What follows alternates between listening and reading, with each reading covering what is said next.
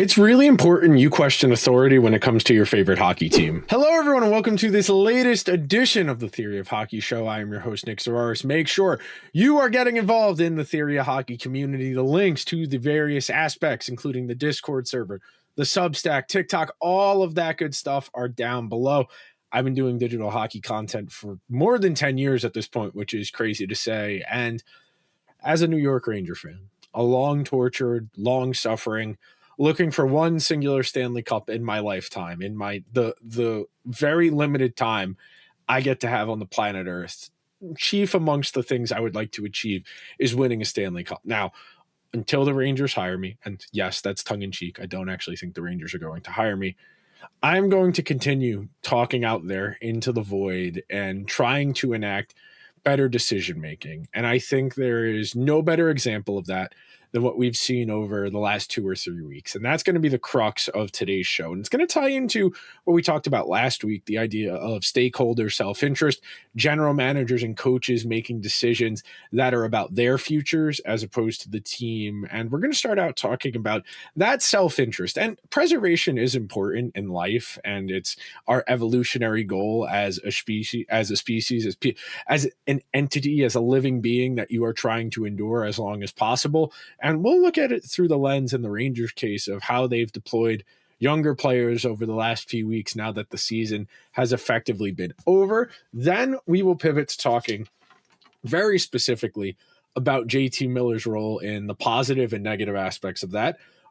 Then we're going to talk about the value of draft picks and why, yes, picking fourth is significantly better than seventh, and why picking seventh isn't all that different from picking 20th. And then we will wrap up today's show talking about that overarching question of being able to manage both as a fan. And I do want to start with that idea of self-interest again, because over the last 2 weeks or so, the New York Rangers have shown signs of life. They have won a couple games. They won both games over the weekend. They blew out Washington. They took care of Detroit relatively easily. They got hat tricks in back-to-back games. Gabriel Perreault and Will Cooley. They found Ty Cartier off of waivers from the Kraken, who looks to be an interesting piece. Adam Sikora in his first stint as an NHLer has been impressive. They have found surplus value in the bottom six of this team over the last 2 or 3 weeks. And as soon as the stakes got low, as soon as there was nothing left to play for, that's when Chris Drury and Mike Sullivan opted to really go all in on the young guys. And I phrase it that way because the Rangers trade Artemi Panarin on February 4th to the Kings. They get Liam Greentree and a second-round pick. Greentree is probably a year away. He probably won't be on the NHL roster to start next season, but I think there's a real chance he ends up being on the NHL team at some point towards the end of next year. And then the following season, which would be 2027, 2028, he has a good chance to make the team. And that's very far away from now. That's a full season away to even entertain that idea. But I bring that up because as early as January 13th, Madison Square Garden was abound with fire Chris Drury chants. I went back and looked. The first game that got attention on social media from the people who cover the team was January 13th. The game after Panarin gets traded on February 6th started just 10 seconds into the game. And prior to that Panarin trade, when you go and look, Gabriel Perreault was averaging 15.54 in the games he had played. He played about 20 games prior to that point. He had gone back down to the AHL after being up earlier in the season. Since Panarin got traded, Gabriel Perreault is playing 17-11 per game. That 1 minute and 17 seconds is in part compromised by more power play time. It is also comprised by more even strength time. And it is not a coincidence that Perreault has started to put up good counting stats in the presence of more ice time. It is the single most important component to understanding statistical production in hockey. The more minutes you give a player, the more likely they are to produce offense. And the better a player is, the more minutes you give them, the more you're going to get. Now, eventually you do reach an efficiency tipping point once you hit 23, 24 minutes per game, unless you're talking about a Nathan McKinnon, Connor McDavid caliber player, you are going to notice a drop off in efficiency. They aren't going to be able to be as effective because you're running the tank too full. You're running I almost said thermometer. You're running the speedometer a little too high too consistently. And I also don't think it's a coincidence that since the Olympic break, the Oilers have dialed JT Miller's minutes per game back almost 2 full minutes. And that tells me a lot. I think the fact that the Rangers waited until the season was effectively over to start embracing the part of their roster that could have actually animated the fan base tells you how self-interested and how delusional these people are. The Rangers were sending Radish out there. They're still sending Connor Sheary out there. And I know Sheary's had a good 2 weeks. He's finally gotten some pucks to go in. He had a feature in The Athletic about him, how good his last 2 weeks have been. But this is a team that as early as the Winter Classic could have been described as dead. And they put Shesterkin and Fox on injured reserve shortly after the Winter Classic. They have a miserable January and February. They go on the Olympic break. They come back. They trade Panarin right before the Olympics. The Rangers come back. And they have been a passable hockey team for the last month and a half. And the reason I harp on self-interest is because at any point in the first 3 months of the season, you could have looked at the situation and said, JT Miller's not playing well. Gabriel Perreault should be playing more. JT Miller's not playing well. Let's get Adam Sikora up here. Or Matt Rempe's not playing well. Let's get Sikora up here. Let's get players who could be a part of our future up here sooner. Because if we're going to lose, we are better off getting an understanding of where our various young players are at in their respective developments and how close they are. Because even if let's say you called up Adam Sikora back in December, the first time Rempe gets hurt. If you give Adam Sikora 20 games and by the Olympic break you say he doesn't look ready, the game's too fast, he's too small, whatever caveat you have, okay, you have at least a benchmark for what his NHL performance can be. You send him back to the AHL and he comes back up, and if he plays better, okay, this is a player who has demonstrated an ability to learn. We gave him teaching points when he went back to the AHL. When he came back up, he was better.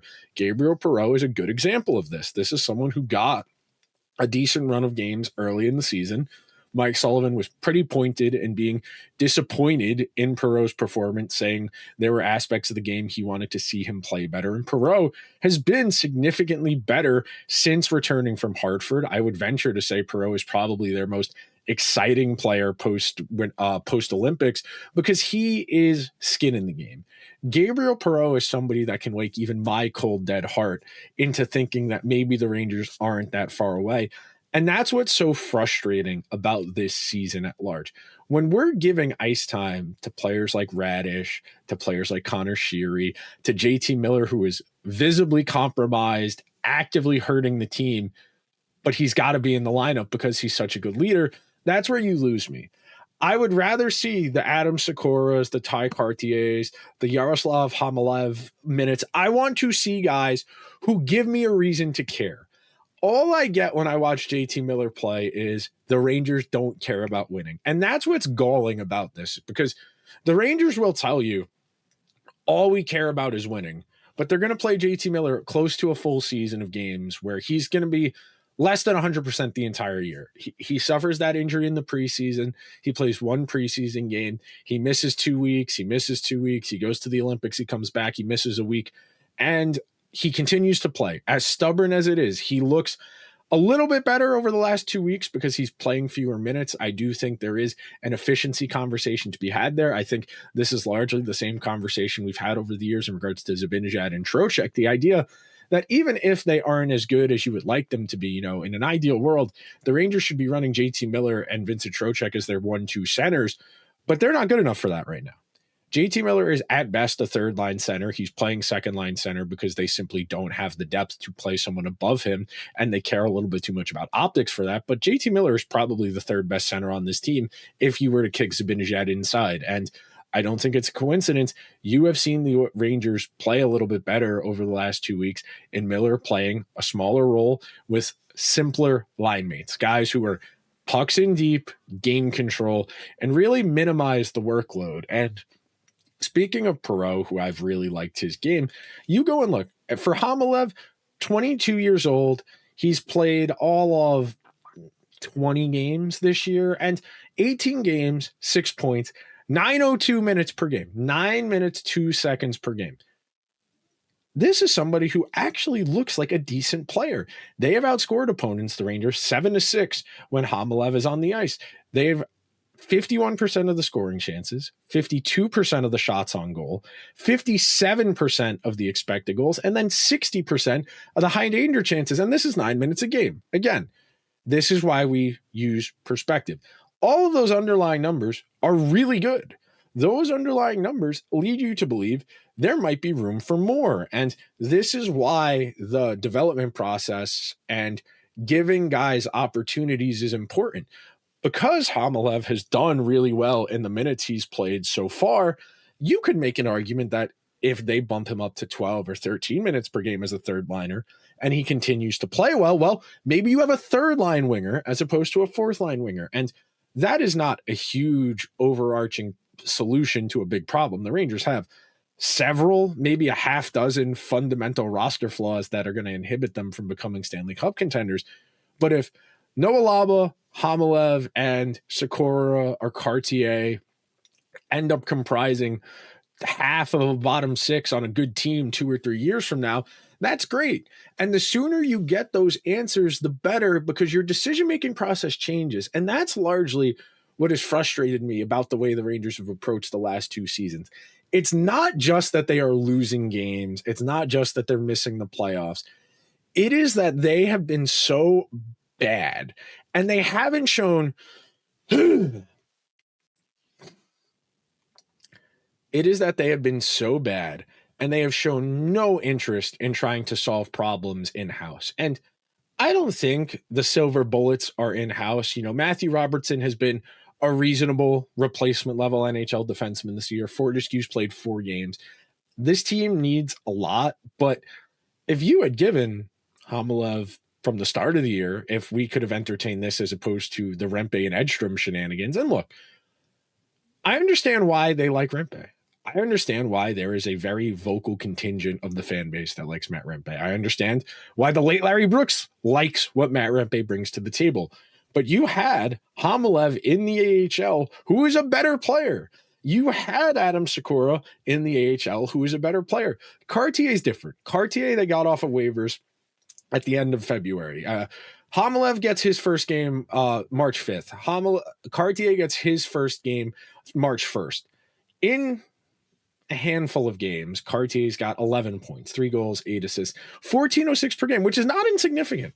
14 minutes per game is right there on the cusp of second line minutes, and he's played a lot with JT Miller at even strength. They like what Cartier brings. I think on a good team, Cartier is probably a high-end fourth liner. I think he's probably a middle-end third liner on a good team, but the Rangers got surplus value out of somebody who is a market inefficiency. You know, Seattle had to make a roster decision, and they opted to put Cartier on waivers, and the Rangers have gotten passable hockey out of him. The underlying numbers aren't pretty. They've been outscored 14-13 with him on the ice, 49% of the scoring chances, 44% of the shots on goal, 48% of the expected goals, 51% of the high danger chances. Those underlying numbers are not great. That line does get difficult minutes, Miller, him, and Sheary. I don't understand why Mike Sullivan likes to use those guys against better competition. None of them are particularly astute defensively, regardless of how they've been used. You know, it's a chicken or the egg situation.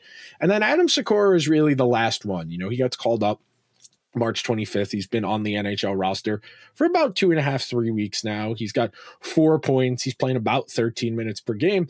That's encouraging. The Rangers have outscored opponents 14-13 in his minutes, 50% of the shot scoring attempts, 47% of the shots, 44% of the expected goals is not great, and then 48% of the high danger chances. Those underlying numbers are not great for Sikora, but I do understand that right now it's tricky to evaluate some of these underlying numbers. And I think anytime we're talking small samples, you know, Sikora's played less than 10, Cartier's played less than 20, even Khmelev's played 20-something games, I'm not particularly going to jump one way or the other on these underlying numbers. I think That's what's so frustrating about this, is that the Rangers had worthwhile guys who probably should have gotten NHL looks earlier this year or even last year in some of these cases as the season wound down. And instead, the Rangers didn't do that. You know, they could have given Matthew Robertson a cup of coffee at any point in the last 3 or 4 years, as opposed to going on that never-ending turnstile of left-handed defensemen to play with Braden Schneider. They could have given Hamalev a look at some point last year or earlier this year. They could have given Adam Sikora a look earlier this year. And this is not the difference between the Rangers being where they are right now and a good hockey team. I do want to reiterate that the Rangers have fundamental foundational flaws that are inhibiting them from being a good hockey team. And the 9th through 12th best forwards on the team all being 5-ish% better is not an earth-shattering difference. You know, those guys are playing at the most 13, 14 minutes per game. That is not going to move the needle to the degree the Rangers would need to be a good team based on how bad they have been, especially during that stretch without Fox or Shesterkin. And I really want to hit on that thought, because there will be a non-insignificant voice within the fan base and absolutely from the organization that is going to use the Shesterkin and Fox injuries as the cop-out answer as to why the team was so bad this year.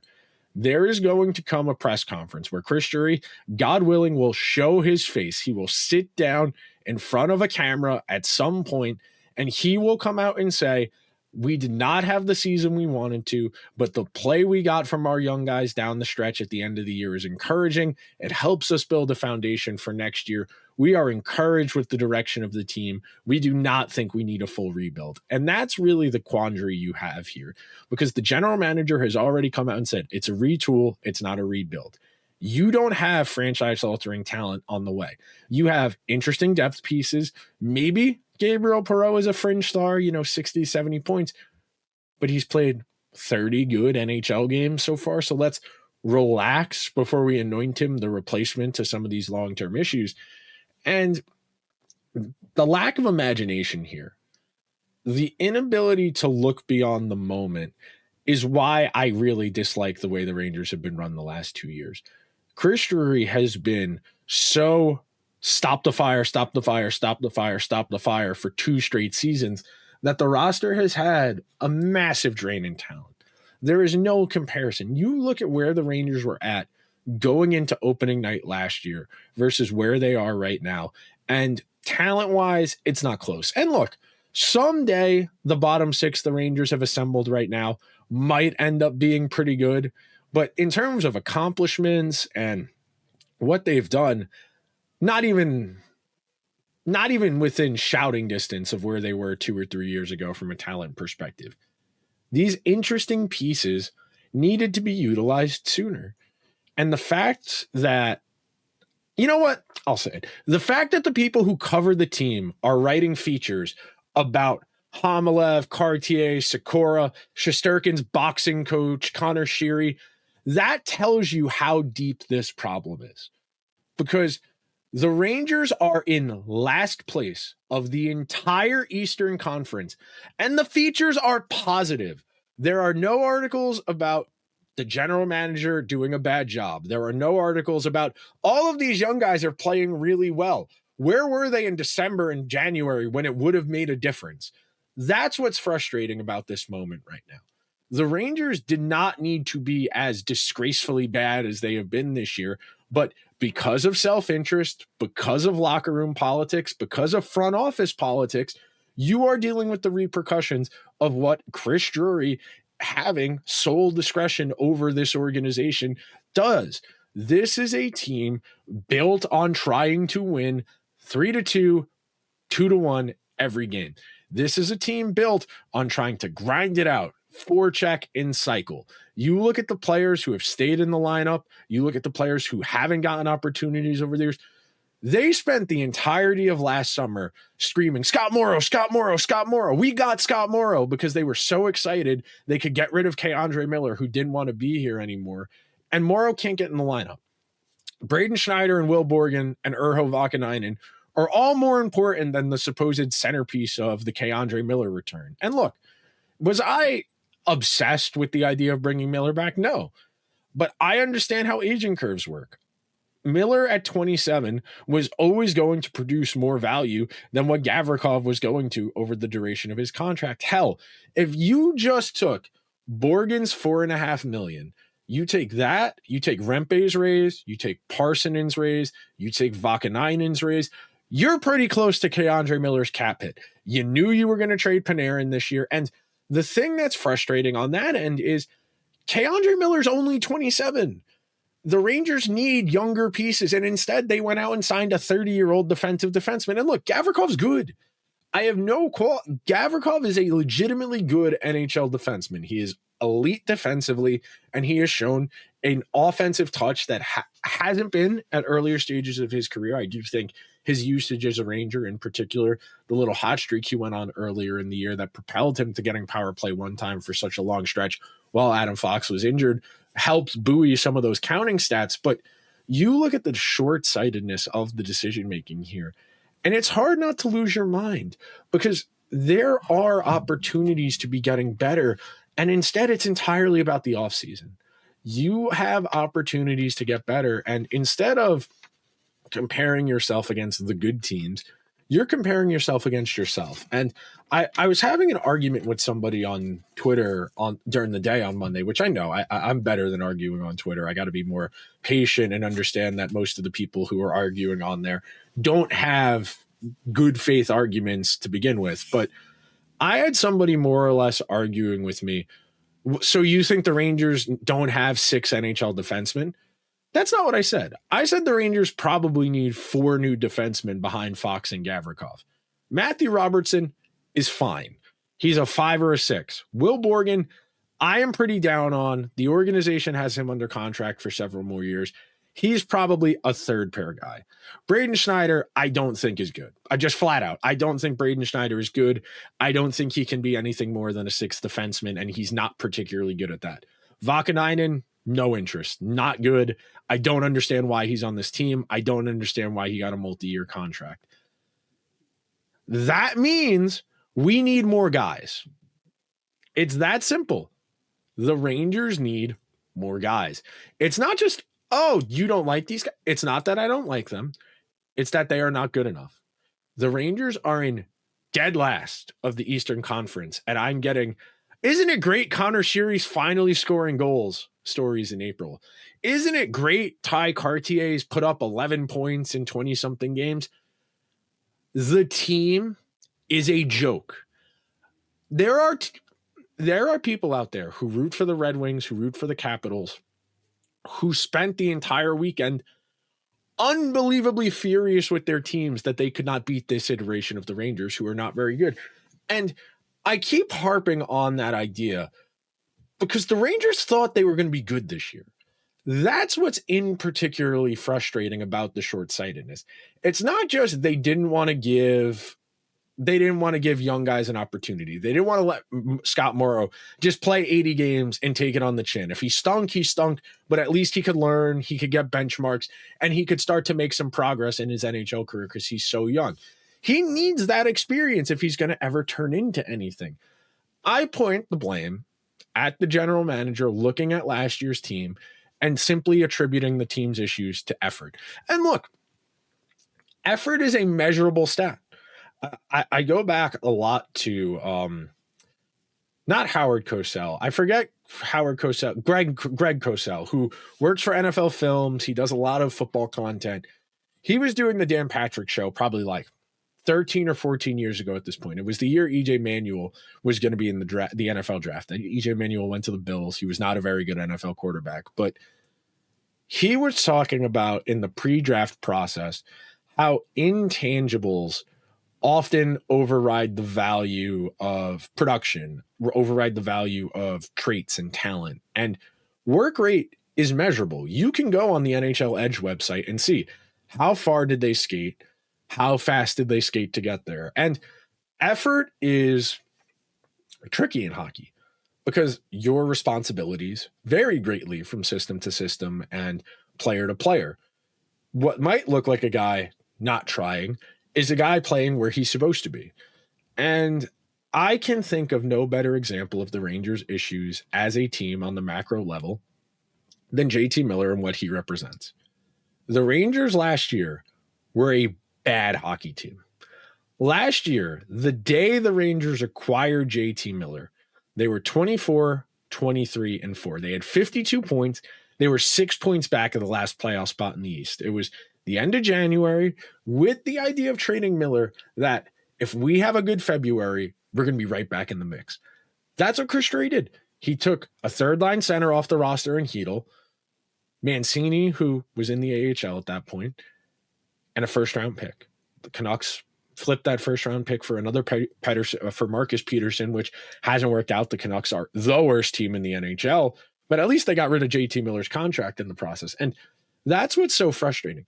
The Rangers added a player who played at a point-per-game pace last year. JT Miller did a reasonable job from the end of last January through the end of the regular season. He was over a point per game. In JT Miller's season and a half, we'll call it, of returning to the Rangers, since last January 28th, excuse me, the Rangers have been outscored 71-58 in JT Miller's minutes. It's a 45% goal share. He has played somewhere between a first and second line role in terms of minutes per game. In the course of 96 games on this second Rangers stint, he has 85 points, 30 goals, 55 assists. JT Miller is 33 years old and is under contract through 2030. So 2026, 2027, 2027, 2028, 2028, 2029, 2029, 2030. The Rangers have 4 more years of JT Miller. And look, I am willing to afford a guy some grace. I understand every fiber of JT Miller's being has been committed to being this hockey meathead his entire life. Every part of JT Miller's DNA of a hockey player is, if I can walk, I am going to play. This team is in last place in the Eastern Conference. His insistence on continuing to play, in spite of the fact he is injured, in spite of the fact he is not playing well, reflects really poorly on both the organization and the player alike. You look at how the Florida Panthers are handling the injury situation down their backstretch. That's a team that has been to 3 straight Stanley Cup finals. That's a team that's won 2 straight Stanley Cups. You look at the way the Vegas Golden Knights have handled Mark Stone over the years. You look at the way the Tampa Bay Lightning have handled injuries over the years. There is a reason good teams stay good. And is there something to be said for the resilient warrior, the player who's willing to play through injury? Of course. It is admirable. It is courageous. It's also stupid. It can be both simultaneously. You know, courage isn't the absence of fear. It's moving forward in spite of it. And sometimes that comes off as stupidity. There are definitely times where you see professional athletes make bad decisions in terms of their health because they want to help the team win. I have long been adamant we don't do a good enough job of protecting players from themselves. And I think the Rangers have done a really poor job of that over the years, where they have consistently had guys playing through pretty rough injuries, where Chris Kreider last year was a shadow of himself because of the injuries. Jacob Trouba was an atrocity in the 2024 playoffs dealing with that foot injury. You've seen the Rangers really change the way injuries. I mean, they fired Jim Ramsey, for God's sake, who everybody in the organization had nothing but good things to say about.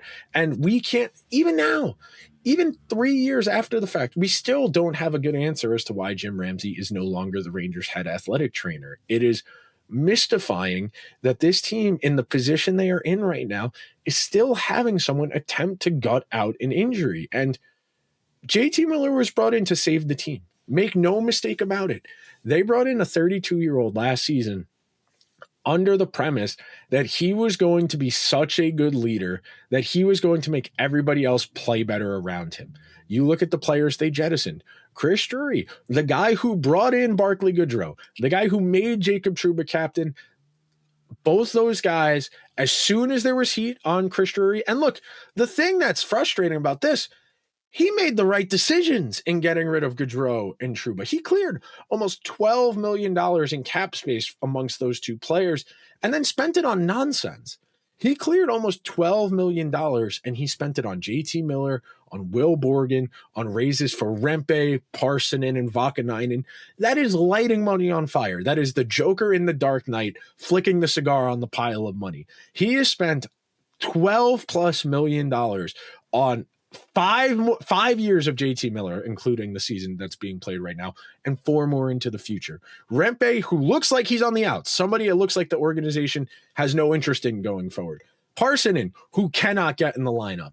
They have spent money so stupidly and wasted it so frivolously. And I know they have $30 million in cap space. I'm terrified they're going to go give Alex Tuch $12 million a year on July 1st because there's literally no one else who could make an impact available in free agency.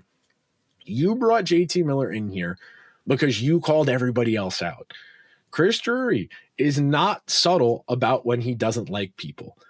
When him and Gerard Gallant got into the shouting match in the middle of that Devils series, I believe it was after Game 5, the Rangers lost in overtime, and the entire Rangers media corps or beat reporter corps, whatever you would like to call it, heard the shouting match through the locker room that was in the visiting coach's office at Prudential Center.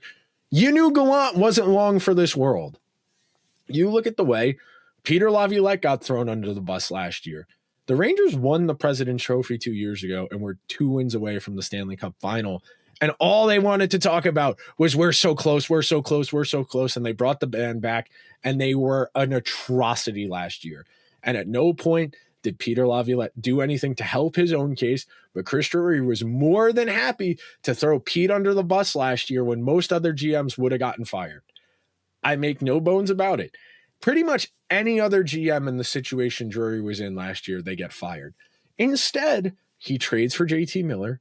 He fires Peter Laviolette. He gets an extension to go into the coaching market and be able to tell people, yeah, I'm going to be here. And he brings his friend Mike Sullivan in, and Mike, who has a nice track record at the NHL level, has won 2 cups. Now he's won a gold medal as the coach of Team USA.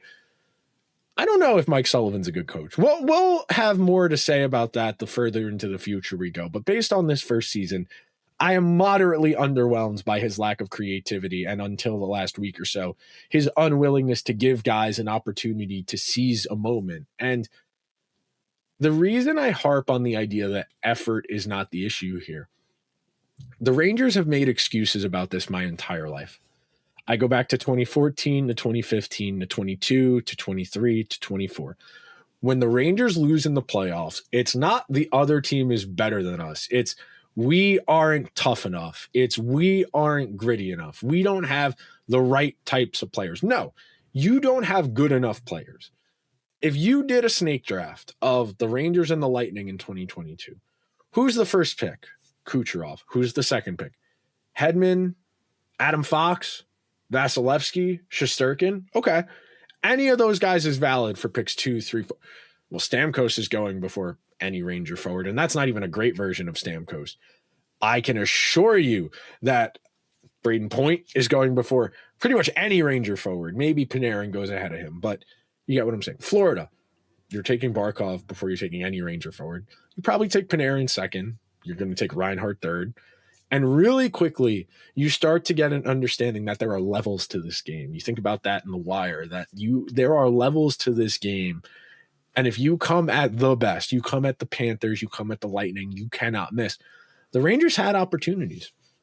They're up 2-0 against Tampa in 2022, and Jacob Trouba shits down his leg, takes 3 penalties in 11 minutes, and they lose. 24, they win 2 games in overtime. They win games 2 and 3 in 2024 in overtime in extremely improbable fashion on goals from Barclay Goodrow and Alex Wenberg, and they don't win another game the rest of the series. This is an organization that cannot learn from its mistakes. Instead of getting rid of the bad players and trying to improve the roster, they got rid of bad players and brought in more bad players. The Rangers should have been able to enact a massive overhaul over the last 2 years. Last year, if they simply got rid of Gaudreau and Trouba in the summer the way they wanted to, kept that money aside, and waited, as opposed to trading for Miller, as opposed to giving raises to all the RFAs who didn't deserve them. Will Cooley deserved his. I can give Chris Drury a reasonable amount of understanding for that. But they brought in JT Miller, The guy who Tampa Bay got rid of and immediately won 2 Stanley Cups. The guy the Canucks picked over Bo Horvat, their captain. Bo Horvat, who made the Canadian Olympic team, is one of 15, 20 best centers in the league. They picked Miller over him. 2 brief years later, it reached a tipping point. And yes, it was easier to trade JT Miller than Elias Pettersson because Elias Pettersson makes a lot more money. Pettersson had more perceived value, and the Canucks felt that in a year or 2, maybe 3 now, based on how bad this year has gone, they might be able to come all the way back around. That was also predicated on the idea Quinn Hughes was still going to be there. But I think you get my point. This is a player who has burned bridges at every stint of his NHL career. The Rangers grew tired of his immaturity. Tampa Bay got tired of his attitude. Vancouver got tired of his attitude. And Chris Drury is still such a believer in the full metal jacket drill sergeant approach that he wanted to bring in a known miserable person who, if you ask any Rangers fan about their interactions with JT Miller, who is supposed to be the face of the team, who is the captain of the team, he is unfriendly. He is a miserable person. And there will be people who say it's not the player's responsibility to be nice to fans. I'm not saying you need to sign autographs, take pictures. You can acknowledge people. You don't ignore them. You make eye contact and say, no, I can't. I need to go. There are certain baseline levels of politeness that we expect in society. If you are the face of the team and you are the captain of the New York Rangers, all the Rangers want to do is say, this is our captain. This is our captain. Olympic gold medalist, JT Miller. Oh, they gave him the Mr. Ranger Award last Thursday. I was at the game with one of my friends, and the audible laugh I let out when they announced JT Miller as the winner of the Mr. Ranger Award. You know what the criteria for winning the Mr. Ranger Award was? Writing a check for $190,000 for 2% of his annual income, if I remember correctly from the math I did that night. That was it. Not a single person on the beat asked who picks the award, what was the criteria. Nope. Press release. Rangers announce winner of Rod Gilbert Mr. Ranger Award, JT Miller. JT and his wife Natalie wrote check X amount for Garden of Dreams Foundation. That's the end of the conversation. There's no, well, that's odd. JT Miller's having a bad season. The team is very bad. No, we're going to reinforce and endorse the season we're having by acknowledging this player who has been actively bad and part of the problem and celebrating him. We are celebrating somebody collecting a tax write-off. That's the state of affairs here at the New York Rangers this season. And is that a little nihilist? Is that a little callous of a look to have at charity? Yes, because rich people use charities as image maintenance. That is organization and team alike. The Garden of Dreams stuff is not because James Dolan is a nice guy. It's because he needs corporate write-offs. You donate these things to charitable foundations, you get a tax write-off. These are not because of the immense kindness of the community. These are not attempts at trying to solve societal issues.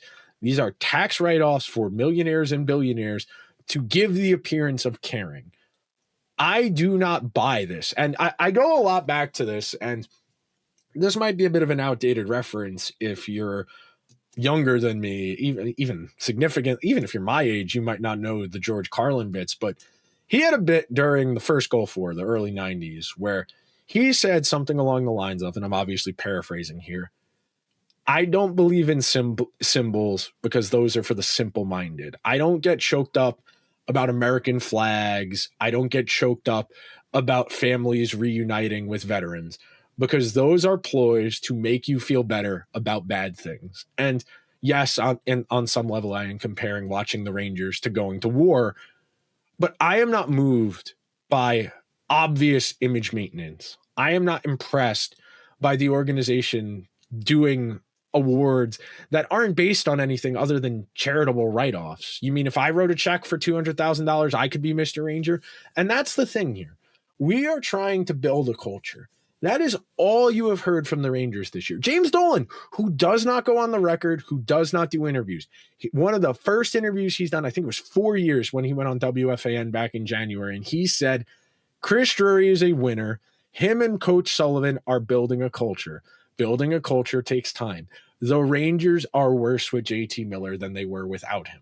Last year, they had a better points percentage before JT Miller got there than they have had over the last 13, 14 months he has been a Ranger. In that time, think about that. Last year when the Rangers acquired Miller, 24, 23, and 4, with JT Miller on the team, and I'm going to grab my calculator here because I forgot to write it down. So 15 and 26, so 41, then 14 plus 31.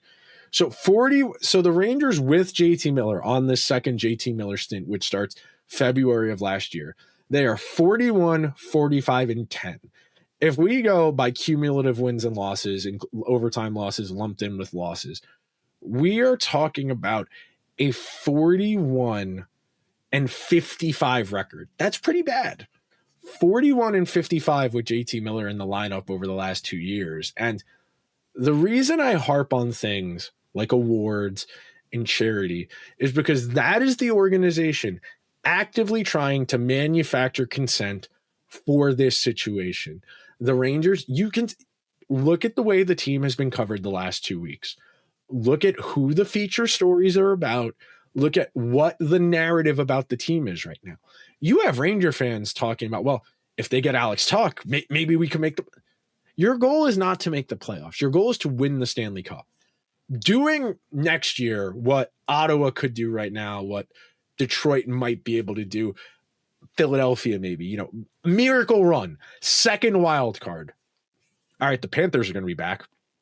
The Lightning will probably be back. You're not beating either of those teams if you add Alex Tuch to this group. Even if Liam Greentree's Will Cooley right out of the box, 15 goals, you are not hanging with the best teams in the Eastern Conference, let alone the West. I am so beyond tired of, why don't you look at the bright side? They are in last place of the Eastern Conference. If the Canucks didn't trade the second best defenseman in the league, there's a good chance the Rangers are the worst team in the NHL this year. If the Canucks ride out Quinn Hughes at least through this year and keep him to the summer, there's a good chance the Rangers have the worst record in the entire sport.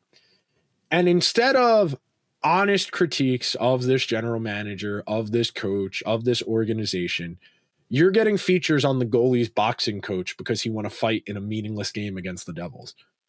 The Devils, who have been in 1-2-3 Cancun mode since February, who know Tom Fitzgerald and Sheldon Keefe are dead men walking, who are going to be fired the minute the season ends.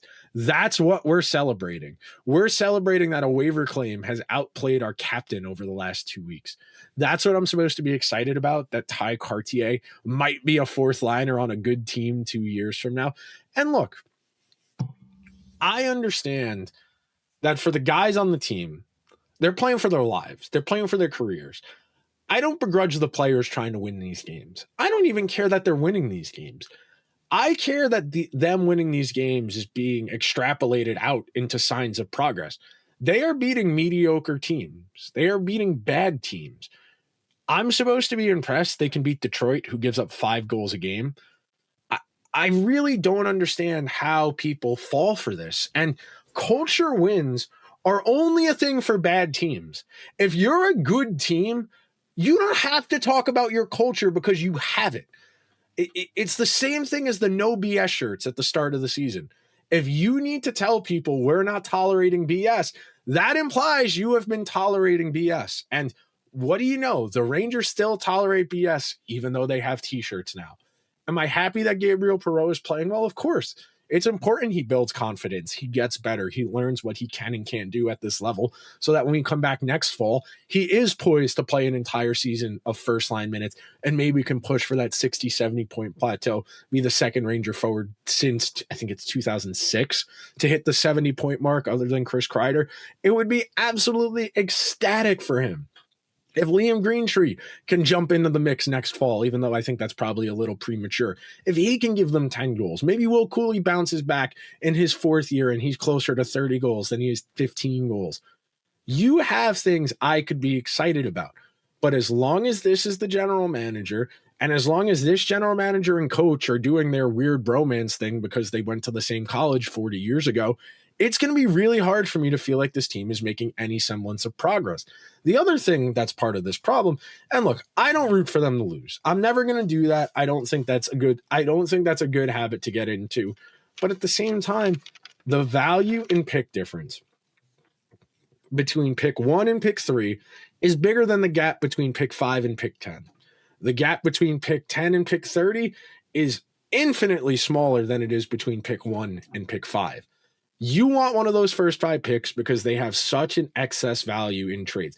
Those picks don't get traded.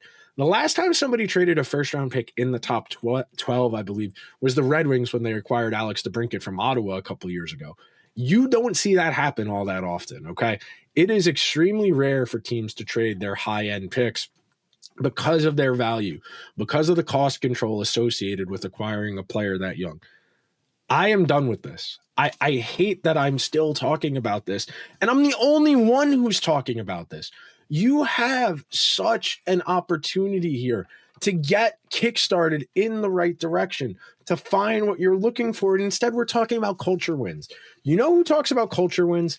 The New York Football Giants, the New York Football Jets. Those are the teams that talk about culture wins because they can't win games that matter. The Rangers can't win games that matter. And as much as people want to talk, oh, you don't know who they're going to take in the draft. And unless they get McKenna, maybe Chase Reed, maybe Verhoff, if they get one of the first 3 or 4 picks, maybe that guy can jump in right away and be a decent NHL player. Beyond those first 5 picks, I really struggle envisioning any of those guys they take in the top 10 immediately jumping into the lineup and being an extreme positive. Now, could they be positive? Sure. Could they be good? Of course. They are not going to get an impact player at 7 or 8 that's going to jump right into the lineup and be a star. That just does not happen in the NHL regularly. I suppose it is possible.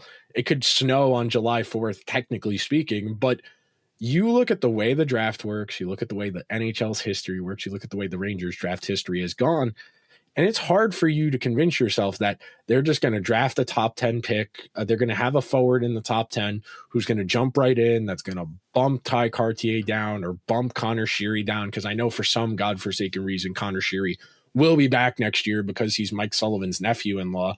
You have to play the delayed gratification game here. You're allowed to be happy they're winning games. I am. I really am happy for guys like Perreault, for someone like Ty Cartier, who maybe his NHL career was over if this NHL stint didn't go well with the Rangers. Those are good things. Those are encouraging things. But at the same time, I hate sitting here on the fence of it's better if they lose because then they get a better pick. And I just don't want to live on that fence. I want the games to matter. I want the player development to be prioritized. And that's what I wanted to talk about as far as fan policing. As much as I care, as much as I read, as much as I listen, as much as I watch, my opinion has weight within certain contexts. When it's player evaluation, sure. I don't get to tell you what you want from your team. I can tell you you should want this because X, Y, and Z, but that doesn't make it right. If you want the Rangers to win out the rest of the games this season because you want the young guys to all keep playing well, you want them to build confidence, you want Mike Sullivan to hit the ground running for next year, I might disagree with you, but that's an entirely subjective opinion based on your feelings. Who am I to tell you your feelings don't matter? That's why the gatekeeping and the fan policing to me is corny.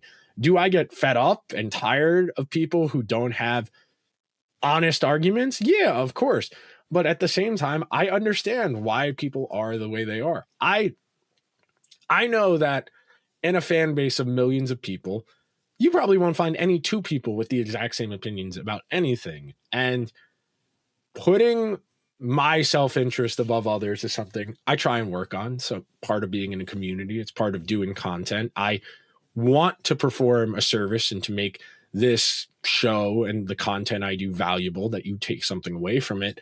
But if you watch just to tell me I'm stupid, like, I get it. The hate watch is real. And right now, sitting here, the Rangers feel very far away. One good offseason, and they might not be. Do I think Chris Drury's going to do that? No. Everything I know about Chris Drury and his decision-making and how he decides on things leads me to believe that this summer is probably going to be dramatic. And if anything, might actively harm their chances of getting better. But I cannot give up. I never can. I never will.